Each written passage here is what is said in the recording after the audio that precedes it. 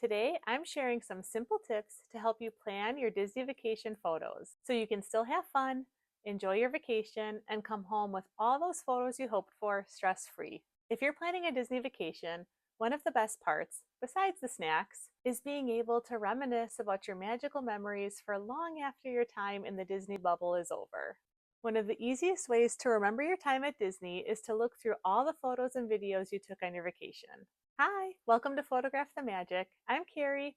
I'm a photographer and a huge Disney Parks fan. I travel to Walt Disney World multiple times a year, and I'm here to share tips and tricks to help you come home with Disney vacation photos that you're going to love forever. I come home from every single Disney vacation with hundreds of photos I love because I plan out my photos before I even leave my house in Wisconsin to head to Disney. I plan which photos I want to take, where I want to take them, and even what time of day I'm going to take those photos. I follow this same process every time I travel to Disney, and that's what I'll be sharing with you today. You might be thinking, of course I'm going to be taking photos at Disney. Why would I need to schedule them and plan them into my day? But once you are in that wonderful Disney bubble and you see all the sights and smell the smells and have the snacks, it's so easy to get distracted through the day and forget to take photos. You're going to have attractions to ride, characters to meet, dining reservations to get to, and photos seem to be the easiest thing to just kind of forget about through the day.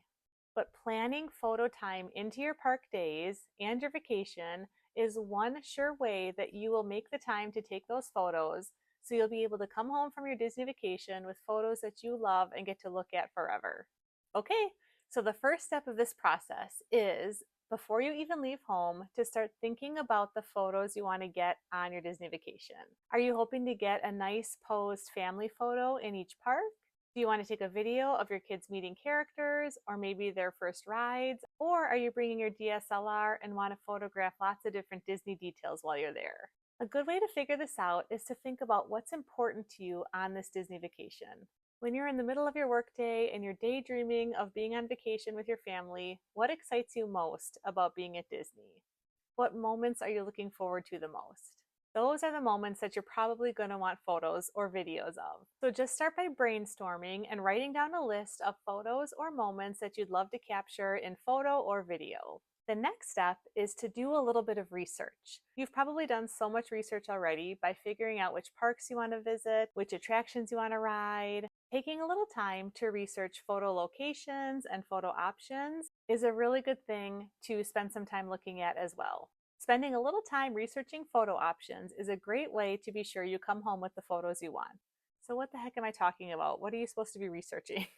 The things I research or look at before I leave for my Disney vacation, when I have a few photos in mind that I want to take, are researching different locations to take those photos, researching where different characters meet, like which parks they meet at, what time of day they meet at, researching what time of day might be the prettiest in a certain location. I research and think about if Memory Maker is something I want to buy for each different vacation I go on. The reason this step is so important is so that you have an idea of where each photo location is before you even leave. Maybe you saw an awesome photo spot on Instagram, or one of your family friends came home with beautiful Disney pictures and you'd love to recreate those with your family. Making sure you know where that photo spot is before you leave for your vacation can save you so much walking and so much stress. All right, so the third thing I do to plan out my photos for Disney, after I've made a list of the photos that I want, and after I've done a little research on locations, is to make sure I have the proper equipment. So step 3 is to make sure you have the proper equipment for the type of photos you want to take while you're there. If you're hoping for some really beautiful nostalgic photos at Disney, bringing a disposable film camera would be a good idea. If you want to take some incredible, really professional looking fireworks photos with your DSLR, making sure you bring a tripod is a great idea. I recently posted a video sharing my Disney photography packing list, where I show all the photo equipment I bring on my Disney vacations. So make sure to check that video out as well. All right, so now that you've brainstormed photos that you want to have, you've researched locations and different photo options, you have all the right equipment that you're going to need for your photos, the next thing to do is to actually look at your park day schedule and schedule the photos into your day. So once you have your tentative schedule kind of laid out for the day with either your lightning lanes or the attractions you want to ride, You probably have some dining reservations on your schedule or approximate times a day you want to eat, characters listed that you want to meet. The next thing to add in your day are the photographs you want to take. Okay, I have lots to share about this topic. So here are some of my best tips when it comes to actually scheduling the photos into your day.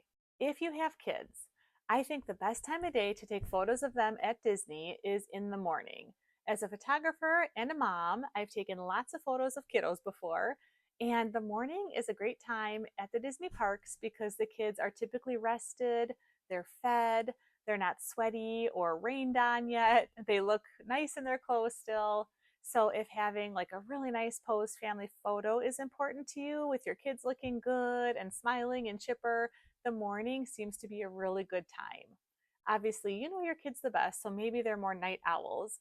But as far as like having their clothes nice and clean and not having like Mickey bar chocolate all over their face and clothes, it's less likely to be pouring rain in the morning. So when everybody is rested and fed and dry and all that is a really good time to make sure you get your nice family posed photo. It's also a really great thing to get done right away in the morning because if that's like the number one important photo that you want, just by getting that done and crossing it off your list, you can enjoy the whole rest of your day with your attractions and your snacks and all the other fun things you're going to get to do. Okay, this is like my favorite number one tip I give to everybody I know going to Disney. If you want a crowd free castle photo, so let's say you do want that nice posed family photo in front of the castle, my, my best tip is to go to Magic Kingdom at rope drop. And instead of going to the right hand side where all the cast members are going to be directing everyone to go rope drop and get in line for the rides, go straight down Main Street and you can walk all the way up to the castle.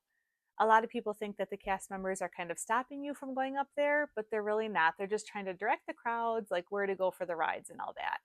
So if you just walk straight down Main Street and go all the way up to the castle, you can have amazing crowd-free photos. I do this every single time I go to Magic Kingdom, and I have so many crowd-free castle photos that I absolutely love. Every time I have rope drop Magic Kingdom and gone up to the castle for photos, I spend honestly 3 or 4 minutes there, take my photos, and then head back over to rope drop, and I have plenty of time to get in that nice group of people rope dropping, and I'm able to get in line for whichever attraction I'm rope dropping with no issues. And it's not like I'm at the back of the line either. I'm usually like still in the middle of the pack. So there's plenty of time to take your picture up there. I know it feels really, really rushed in the morning, like you want to race over and get in the rope drop line.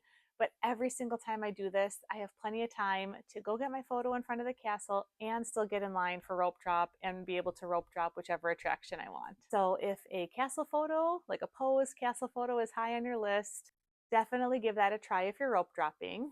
Additionally, Galaxy's Edge, I've noticed, has been really crowd free in the morning, mostly because everybody goes to Galaxy's Edge to rope drop Rise of the Resistance. But if you want to get a really cool crowd-free photo in front of the Millennium Falcon, going into Galaxy's Edge, but not getting in line for the attractions, going right over to like that main area where the Millennium Falcon is, you can get some incredible photos over there in the morning as well. All right, and then the other general recommendation I have when you're scheduling photos into your park day, this is where the research comes in, because I recommend trying to take photos where you are instead of like crisscrossing or zigzagging through the park all day. So let's say you want to take a photo at the Purple Wall in Tomorrowland. If you are over there and you have ridden all the amazing rides, including the ultimate Tomorrowland ride, the People Mover, and you have a lightning lane for Pirates, so you race over to Adventureland to go to Pirates, and then you realize, oh, I wanted a Purple Wall photo. It's really hard in the moment to like get ourselves like back over to Tomorrowland to the Purple Wall. I've done this many times. I'm like, do I really want to walk all the way over there again, or should I just scratch the photo off my list? And it's a bummer when it's a photo that you really, really want to have, but you're like not even in that area anymore. So this is why researching locations and actually like scheduling the photos into your day where you are can just save you so much extra walking and so many steps. Okay, another thing I do when it comes to scheduling my photos is I actually write out a list. So I either keep it in my phone or I write out sometimes, like I have a tiny notebook I travel with all the time. In that notebook, I'll write out different photographs that I want. So sometimes it's just really generic, like I want to sit in Fantasyland at night and get really cool photos at night. or sometimes it's really specific. Like I really want a really cool panning shot of Slinky Dog. So I'll just write out different photos that I want to get each trip, something usually that I've never gotten before. I usually like to take photos that challenge me a little bit. I definitely take more of those type of photos when my kids are not with me. But when my kids are with me, it's usually a list of which characters we want to meet and get photos with, or which specific location. But for me specifically, if I don't have a list like written out, I will forget. I can sit at home and think, there's no way I'm going to forget about taking that photo. And the second I'm there and there's like a Dole Whip over here and a Mickey bar over there, I like my whole photo plan goes out the window because if you haven't noticed, I'm clearly obsessed with the Disney snacks. And so that becomes my top priority as soon as I get there. So having my photos actually written out and listed out really helps me stay on track and get all those photos that I want when I'm there. Another thing that I think about when I'm scheduling my photos at Disney is the approximate time of day I'm going to be taking my photos when I'm there. It is so bright when the sun is out at Disney, and it can really make the photos look very harsh. It's not typically the most flattering light for photos if you take them in the midday. So taking photos more in the early morning hours and in those few hours before sunset can make everything look really, really, really pretty. As you can see in this photo of my friend Missy and I, the harsh midday sun at Epcot just wasn't doing me any favors. These photos just are not my favorite, and it's really just because of the sun and the harsh lighting in the photos.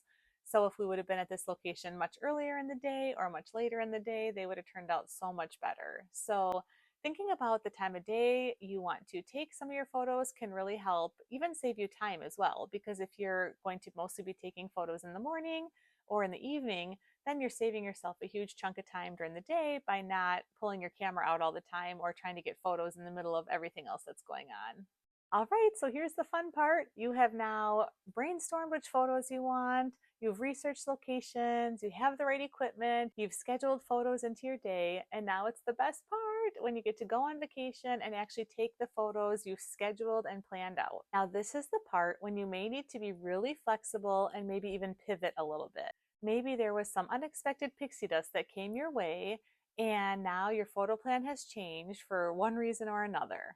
Maybe the memories you end up making are totally different than the memories you anticipated you would make on your vacation. Be open to all of the wonderful possibilities that can happen on a Disney vacation, and be open to all of the candid possibilities as well. It always seems like on vacation, those moments that we least expect are some of our most treasured memories that we have. Be open to taking imperfect photos that are candid and help you remember the feelings that you had at Disney. This picture is one of my favorite pictures I've ever taken, and it is not a perfect photo in any way, but for me, this picture just gives me like all the warm fuzzies. It was from our first family Disney vacation when my kids were in the pool at Art of Animation the entire time, and it just reminds me of snuggling up with them on the couch in our car suite after swimming at the pool all day in their cozy little towels, and just the magic of that time when they were so little and getting along for a few minutes. And so, although this photo doesn't look super exciting to anybody else but me, this is one of my favorite photos. It just makes me remember what it felt like being in the Disney bubble on our first family vacation. So, you might be surprised at which photos you take that actually turn out to be your favorite compared to the photos you were hoping to come home with in the first place.